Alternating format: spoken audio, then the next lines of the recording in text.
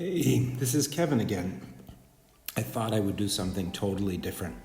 I know that mostly I do historical, but there are times when I do paint something totally different.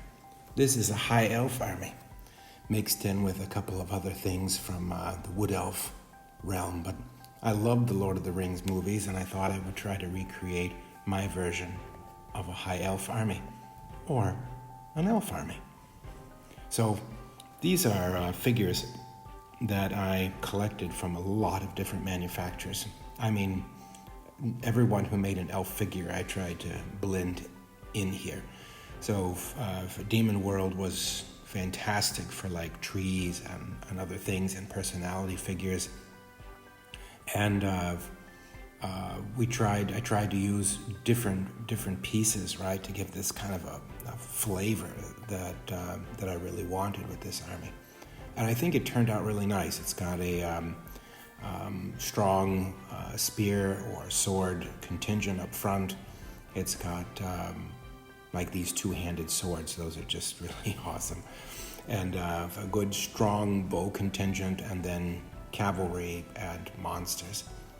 I tried to paint it in a SeaGreen bluish type of flavor so that it all kind of blends. I created my own Elvish characters and used those on the banners. All SeaGreen, all white, blues, but it really blends extremely well together. One of the companies that I loved, according to these archers, are from them, and some of the other pieces is from BattleValorGames. BattleValorGames by Ed Spedigue. Most of the cavalry, except for a few units, comes from him, but I really enjoyed the large shields, and the sculpts were so easy to paint. And I came up with since I came up with SeaGreens and everything else, I used a dragon, red dragon, as the motive on a lot of the higher end shields. So you'll see that now coming up on the heavy knights, that I used that, and on what I call the Griffin riders, or the death from above, if you want to say that. You'll see the dragon motive that I kind of created. I don't like using decals. I'm not very good at it, so I try to learn how to paint my own. But I think that it kind of turned out with the flavor that I wanted. A little bit medieval, but not so medieval. Like, these knights are just gorgeous. Those are from DemonWorld. And some of the other pieces like this, they're just gorgeous sculpts. So between DemonWorld and BattleValorGames, really was able to create the kind of army that I wanted, even with some allies like these centaurs and other mythical creatures, silver dragons, red dragons. But there you can kind of see the shield patterns that I went with all of the really heavy-hitting knights. I think the army turned out looking pretty colorful in its own right, even though only using really 3 different colors, but how I mixed and matched those colors really gave it a nice feel. I don't know I think that's a DemonWorld dragon, and that's of course the namesake on all the shields.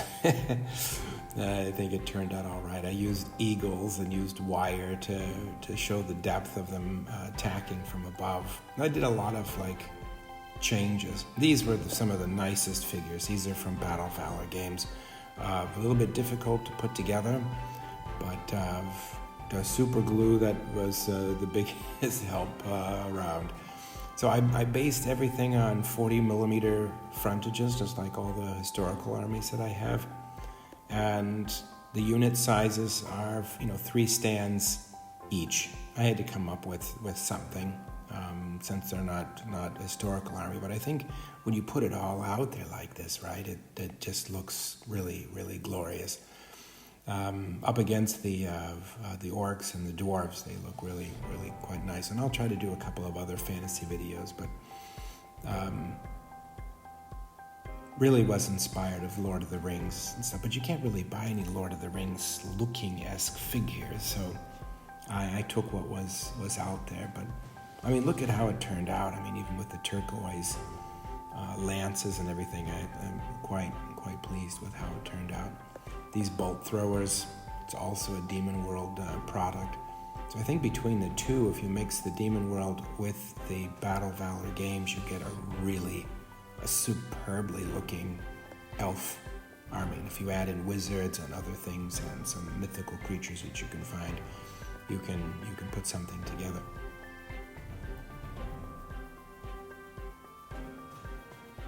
I also, I think I bought a book about how to paint elves at one time, and that helped a little bit. But look at these Ents. I guess that's what you call them. I mean, they're from DemonWorld, and they've put together really nicely a couple of really large pieces and some smaller ones. And I think I had, between them and the flying griffins, that was a lot of fun to build and just kind of paint and looking at the sculpt. The dragon was particularly difficult for me because I'm not a large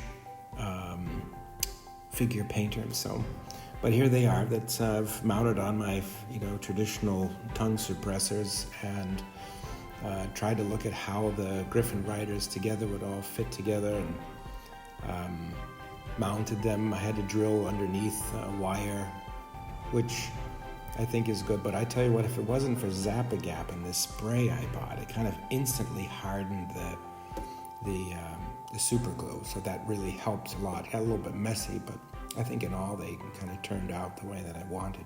I really hope you enjoyed this. I know it's not quite historical and I couldn't put it in any time frame, but I think everybody appreciates the art and the effort, and well, it's part of our hobby, right? And everybody can enjoy the hobby the way that they wish.